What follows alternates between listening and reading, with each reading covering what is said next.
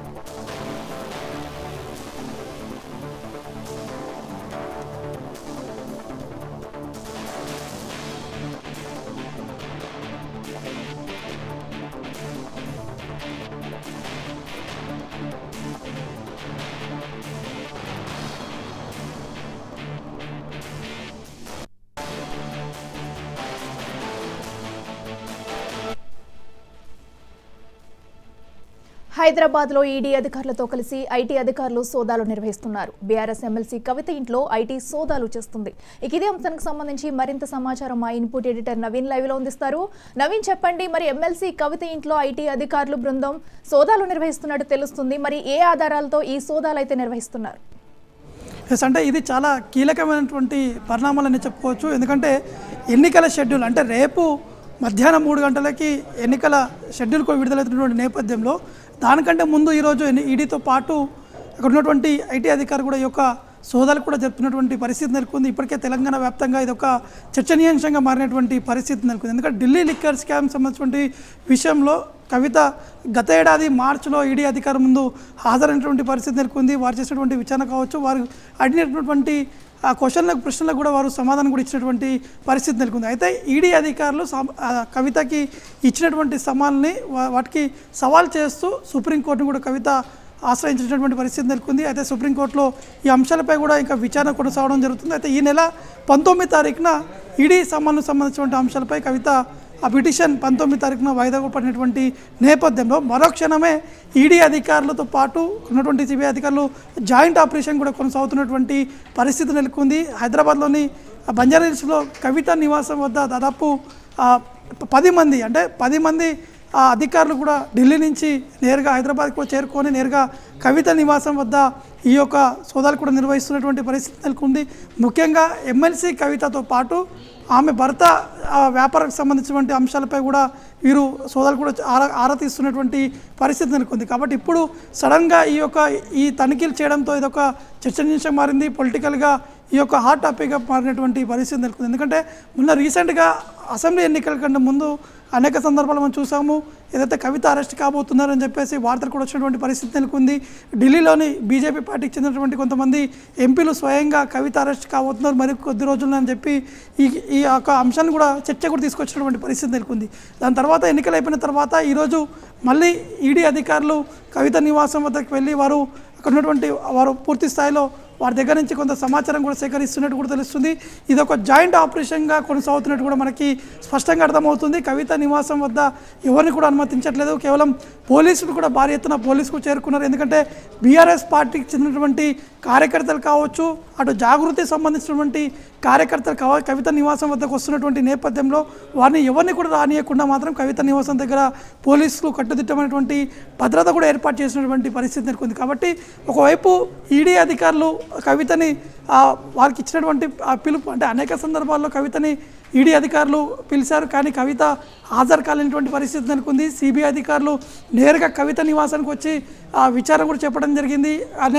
అనేక ప్రశ్నలు కూడా అడిగారు, వాటికి సమాధానం కూడా చెప్పారని చెప్పేసి గతంలో కవిత చెప్పినటువంటి పరిస్థితి నెలకొంది. కానీ ఈడీ అధికారులు అడిగినటువంటి ప్రశ్నలకి కొంతవరకు సమాధానం చెప్పలేనటువంటి నేపథ్యంలోనే ఈ యొక్క సోదాలు అనేది కొనసాగుతున్నట్టు కూడా అక్కడ ఉన్నటువంటి బృందం కూడా చెప్పడం జరుగుతుంది. ముఖ్యంగా ఈడీ అధికారులు మాత్రం ఖచ్చితంగా ఈ అన్ని అంశాలపై కూడా పూర్తి స్థాయిలో కూడా మేము విచారణ కూడా చేపట్టేటువంటి అవకాశం ఉన్నట్టు కూడా ఢిల్లీ సంబంధించినటువంటి అధికారులు కూడా చెప్తున్నటువంటి నేపథ్యంలో మొత్తం 10 మంది బృందం హైదరాబాద్ చేరుకున్నారు. 10 మంది అంటే జాయింట్ ఆపరేషన్ కొనసాగుతుంది కాబట్టి 4 బృందం అంటే ఈడీ సంబంధించినటువంటి అధికారులతో పాటు ఇక్కడ అదొక బృందం అయితే మరొక బృందం అంటే 2 బృందాలుగా ఏర్పడి అంటే 10 మందిలో 2 బృందాలుగా ఏర్పడి వీరి యొక్క సోదాలు కూడా జరుపుతున్నట్టు కూడా తెలుస్తుంది. కేవలం హైదరాబాద్లో నివాసంలో కాకుండా కవితకు ఉన్నటువంటి ఆస్తులు అంటే ఇతర జిల్లాలతో పాటు ఇంకా బయట ఎక్కడన్నా ఉన్నాయనే అంశాలపై కూడా ఈడీ అధికారులు ఈ విధంగా సోదాలు కూడా నిర్వహిస్తున్నట్టు కూడా తెలుస్తుంది. ఓకే నవీన్, అయితే ఇప్పటి వరకు జరిగిన సోదాల్లో ఏమైనా ఆధారాలు లభించాయా? అలాగే ఎప్పటి వరకు ఈ సోదాలు కొనసాగే అవకాశం ఉంది? అంటే కొద్దిసేపటి క్రితమే అంటే మ్యాక్సిమం అంటే హాఫ్ అన్ అవర్ కిందనే ఈడీ అధికారులు కవిత నివాసం దగ్గర కూడా వచ్చినట్టు కూడా తెలుస్తుంది. ఎందుకంటే ఈరోజు సుప్రీంకోర్టులో కవిత వేసినటువంటి పిటిషన్పై విచారణ ఉండే ఆ విచారణ అనేది 19 తారీఖున వాయిదా పడింది. అంటే 19 తారీఖున వాయిదా పడినటువంటి మరుక్షణమే ఈడీ అధికారులు కూడా కవిత నివాసంలో ఈ యొక్క సోదాలు కూడా నిర్వహిస్తున్నటువంటి పరిస్థితి నెలకొంది. ఎందుకంటే ఈడీ అధికారులు అనేక సందర్భాల్లో కవితకి నోటీస్ కూడా ఇచ్చారు, అంటే వచ్చి హాజరు కావాలి ఈడీ కార్యాలయానికి. కానీ ఒక మహిళని ఈ విధంగా ఈడీ అధికారులు పిలిచి విచారణ చేపడుతున్నారు, ఇది సరైనటువంటి కాదు, పద్ధతి కాదని చెప్పేసి ఎమ్మెల్సీ కవిత సుప్రీంకోర్టు కూడా ఆశ్రయించడం జరిగింది. అనేక సందర్భాల్లో విచారణ కూడా రావడం జరిగింది.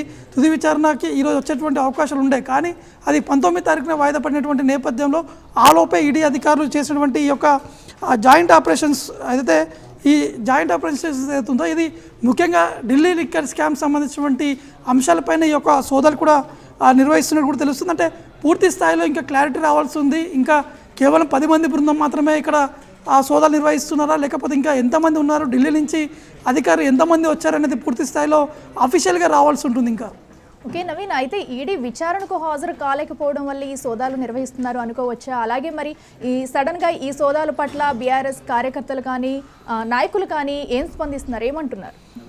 ఎస్, ఖచ్చితంగా ఇది ఎన్నికల ముందు ఈ యొక్క ఈడీ సోదాలని బీఆర్ఎస్ పార్టీకి సంబంధించినటువంటి నేతలు దీన్ని తప్పు పడుతున్నారు, కావాలని చెప్పేసి బీఆర్ఎస్ పార్టీని అనగదొక్కే విధంగా ప్రయత్నాలు చేస్తున్నారు. కేంద్రంలో బీజేపీ ఉంది, ఇక్కడ రాష్ట్రంలో కాంగ్రెస్ ఉంది, 2 పార్టీలు కావాలని చెప్పి బీఆర్ఎస్ని ఈ విధంగా ఇబ్బందులు పెట్టే ప్రయత్నాలు చేస్తున్నారు. కావాలని కవితని జైలు పంపించే విధంగా ఈ యొక్క ప్రయత్నాలు కొనసాగుతున్నాయని చెప్పేసి బీఆర్ఎస్ పార్టీకి సంబంధించినటువంటి కార్యకర్తలు కూడా చెప్తున్నటువంటి పరిస్థితి ఉన్నటువంటి నేపథ్యంలో ఇప్పుడే అంటే కార్యకర్తలందరికీ కూడా సమాచారం వెళ్ళింది. సోషల్ మీడియా మాధ్యమాల యొక్క సమాచారం వెళ్ళడంతో వెంటనే బీఆర్ఎస్ పార్టీకి చెందినటువంటి హైదరాబాద్లో ఉన్నటువంటి ఎమ్మెల్యేలు కూడా వారు కవిత నివాసం వద్దకి చేరుకుంటున్నారు. వారిని ఎవరిని కూడా లోపలికి అనుమతించట్లేదు. కొంత లా అండ్ ఆర్డర్ సంబంధించినటువంటి ఇష్యూ వచ్చేటువంటి అవకాశం ఉన్నటువంటి నేపథ్యంలో అక్కడ ఎవరిని కూడా పోలీసులు లోపలికి అనుమతించట్లేదు. కేవలం ఆ 10 మంది బృందం ఎవరైతే ఉన్నారో వారు మాత్రమే లోపల ఆరా తీస్తున్నారు.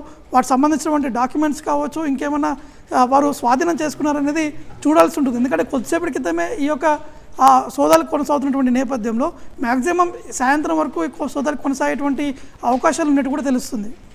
ఓకే నవీన్, అయితే ప్రస్తుతం అయితే కవిత ఇంట్లో సోదాలు నిర్వహిస్తున్నారు. మరి కవిత త్రూ ఇంకా ఎవరి ఇళ్లలో అయినా సోదాలు చేసే అవకాశం ఉందంటారు?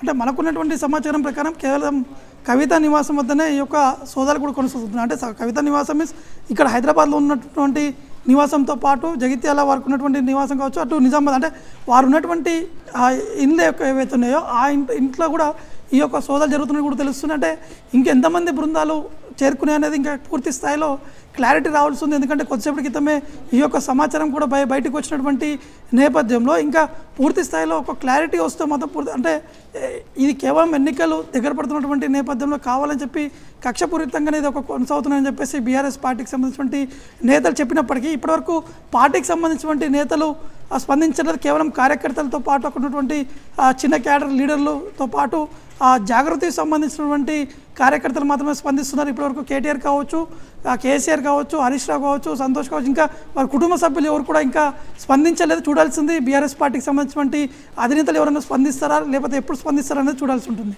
ఓకే నవీన్, అయితే మరి ఈ సోదాల నేపథ్యంలో ప్రస్తుతం కవిత ఇంటి వద్ద సిచ్యువేషన్ ఎలా ఉంది?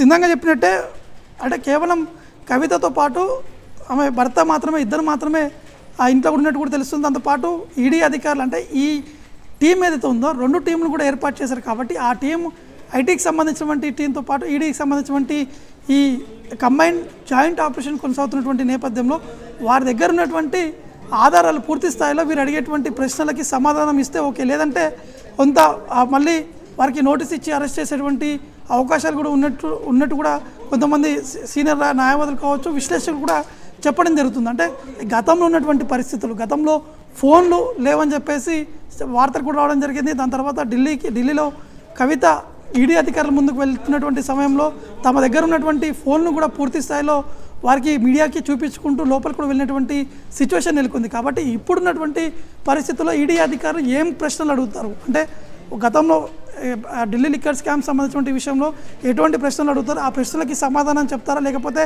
ఇంకా ఏదైతే ఇంకొక బృందం అంటే ఈడీతో పాటు జాయింట్ ఆపరేషన్ కొనసాగుతున్నటువంటి నేపథ్యంలో ఇంకేమన్నా అంటే డబ్బులు సంబంధించినటువంటి అంశాలపై కూడా పూర్తి స్థాయిలో ఒక కూపి కూడా లాగేటువంటి అవకాశం అనేది స్పష్టంగా కనిపిస్తున్నాయి. Okay right Naveen, thank you.